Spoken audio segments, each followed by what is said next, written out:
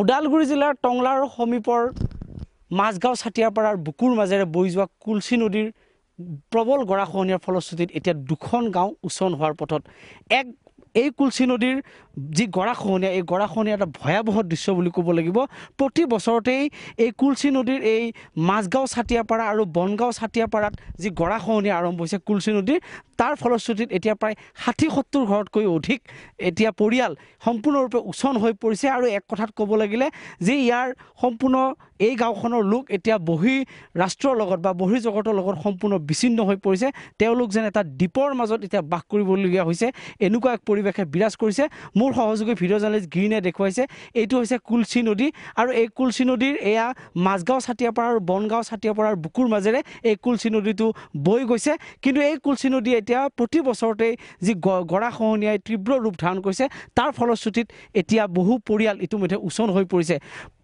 পশ্চিম দিশত কিছুমান বগৰী গছ মই প্ৰথমতে দেখুৱাবৰ কাৰণে অনুৰোধ কৰিছোঁ আৰু সেই বগৰী গছত আচলতে কিছুমান মানুহৰ ঘৰ আছিল এতিয়া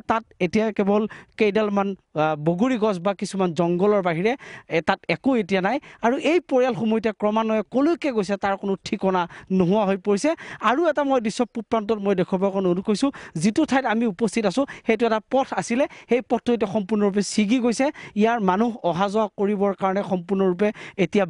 ব্যাহত হৈ পৰিছে সম্পূৰ্ণ যোগাযোগ ব্যৱস্থা আৰু এইকেইটা পৰিয়াল যি ইয়াত আছে এই পৰিয়ালসমূহ কোন সময়ত এতিয়া উচন হৈ পৰে তাৰ কোনো ঠিকনা নোহোৱা হৈ পৰিছে যি সময়ত আচলতে এই গৰাখহনীয়া ৰোধ কৰিবৰ কাৰণে জলসম্পদ বিভাগে বিভিন্ন ধৰণৰ আঁচনিৰ কথা ঘোষণা কৰিছে সেই আঁচনি কিন্তু আজিকো পৰ্যন্ত এই গাঁওখনত ঢুকি নাপালে দাদা কি ক'ব কিমান বছৰৰ পৰা এনেকৈ আপোনালোকৰ ইয়াত গৰাখহনীয়া আৰম্ভ জয়তে মই কৰোণা ভাইৰাছৰ মানে এনেকুৱা দুৰ্যোগৰ মাজতো যে আপোনালোক আহিব পাৰিছে ইয়াতে ধন্যবাদ জ্ঞাপন কৰিছোঁ মই আৰু আমাৰ এইটো ধৰ শ্বহীদ প্ৰবীণ ডেকা ৰোড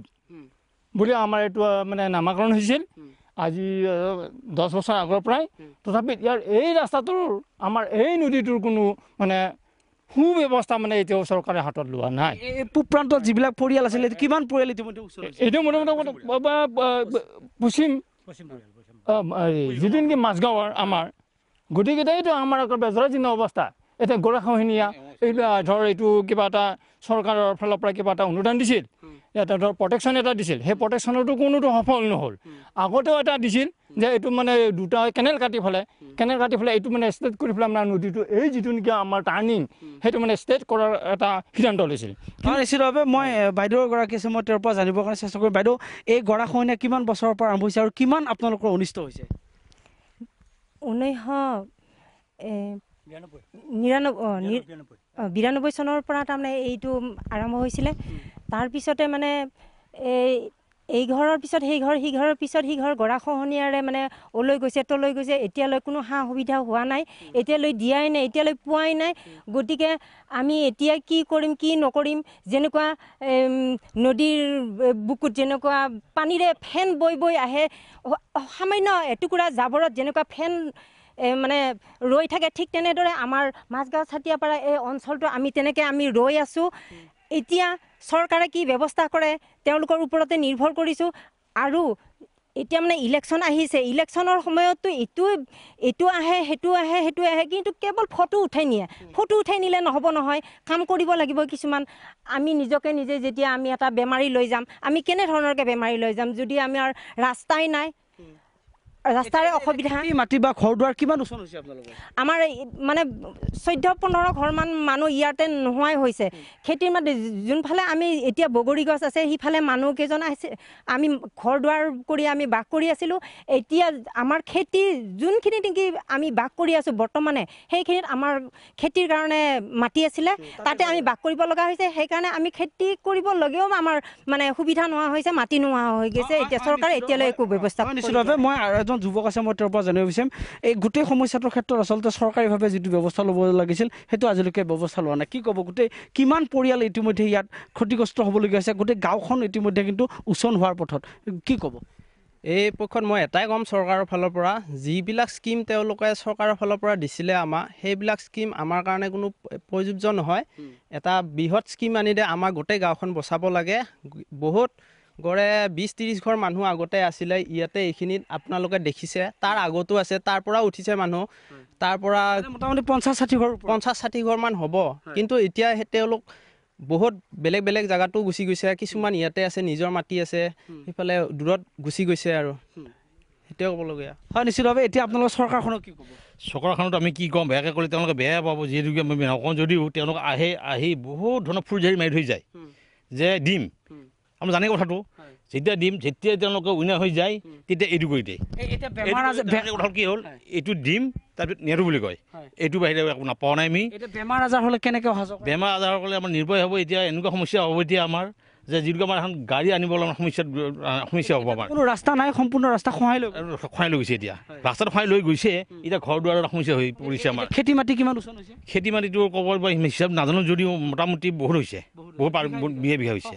বিঘা আগতো হৈছে আগতে একটা মাথা পৰা ক'লে বহুত হৈছে হিচাপটো দিব নোৱাৰি দুখন গাঁও মিলি কিমান পৰিয়াল আছে ইয়াতে প্ৰায় 70 মান আছোঁ আমি ইয়াতে এতিয়া 70 ঘৰ মানুহে বিপদাপন্ন প্ৰায় পৰিব এতিয়া গ্ৰাহত গা কৰি আহি আছে এতিয়া বৰ্তমান কোনো ৰোধ কৰাৰ কোনো ৰোধ কৰাৰ ব্যৱস্থা নাই না আহিব ফুলজাৰি মাৰিব এয়া বিধায়িকা কমলী বসুমতাৰী আহেনে তেওঁলোক গাঁৱকে চিনি নাপায় গাঁৱে কিন্তু দেখাই পোৱা নাই তেওঁ আজি 17 বছৰ 20 বছৰ হ'ব তেওঁ আমি যে ছাতিপাৰা এখন গাঁও আছে তেওঁ ক'বাই নোৱাৰে ইলেকশ্যনৰ সময়তো অহা নাই তেওঁ নাহে তেওঁলোকে আপোনালোকে ভোট দিয়ে তেওঁলোকে কিছু দিয়ে কিছু নেদেই যিয়ে নহওক যেতিয়া ভোট নিদিলে কেনেকৈ দি দিব পাৰে তেওঁ যেতিয়া দিয়া যায় মই সেই ভয়াৱহ দৃশ্যটো মই মোৰ সহযোগী ভিডিঅ' জাৰ্নেলিষ্ট গ্ৰীণে দেখুৱাই আছে চাওক এইখন হৈছে কুলচী নদী আৰু এয়া যি বনগাঁও ছাতিয়াপাৰা এই বনগাঁও ছাতিয়াপাৰাৰ এইটো গৰাখহনীয়া এটা তীব্ৰ ৰূপ ধাৰণ কৰিছে প্ৰতি বছৰতে এই তীব্ৰ ৰূপ ধাৰণ কৰাৰ ফলশ্ৰুতিত এতিয়া প্ৰায় 2খন গাঁও সম্পূৰ্ণৰূপে এতিয়া উচন হোৱাৰ পথত আৰু যিগৰাকী ইয়াৰ বিধায়িকা আছিলে কমলী বসুমতাৰী তেখেতে আচলতে ইয়াৰ পৰা 2 বছৰ পূৰ্বে প্ৰতিশ্ৰুতি দিছিল যে এই গৰাখহনীয়া ৰোধ কৰিবৰ কাৰণে তেওঁ উপযুক্ত এক পদক্ষেপ গ্ৰহণ কৰিব চৰকাৰীভাৱে কিন্তু সেয়া হৈ নুঠিল আচলতে বৰ্ণাবনৰ এটা পৰিৱেশ বুলি ক'ব লাগিব এইকাৰণে যে গৰাখহনীয়াই কিমান তীব্ৰ ৰূপ ধাৰণ কৰি পৰিয়ালসমূহক বিপদাপন্ন কৰিছে সেই কথা আচলতে ভাষাৰে বৰ্ণাবনৰ এটা পৰিৱেশ বুলি ক'ব লাগিব মোৰ সহযোগী ভিডিঅ' জাৰ্নেলিষ্ট গ্ৰীণে পুনৰ দেখুৱাইছে এটা পৰিয়াল যি পৰিয়াল এতিয়া এই পৰিয়ালটো হয়তো কম সময়ৰ ভিতৰত ইয়াৰ পৰা উচন হ'ব আৰু এটা সম্পূৰ্ণ এটা পোন পথ আছিলে যিটো পথেৰে আচলতে মানুহ টংলা চহৰলৈকে অহা যোৱা কৰিছিল এতিয়া সেই পথটো সম্পূৰ্ণৰূপে নোহোৱা হৈ পৰিছে তীব্ৰ গৰাখহনীয়াৰ ফলশ্ৰুতিত আৰু এনেকৈ 21 শতিকাত মানুহ বাস কৰিবলগীয়া হৈছে আৰু এই যে দুৰ্ভোগ ভুগি আহিবলগীয়া হৈছে সেই দুৰ্ভোগ ভোগাৰ যি খবৰ সেই যি মানুহৰ দুখ দুৰ্দশা সেই দুখ দুৰ্দশাৰ বাতৰি আচলতে আহৰি ল'বৰ কাৰণে কোনো ধৰণৰ বিভাগ তথা জনপ্ৰতিনিধিসকলৰ আহৰি নাই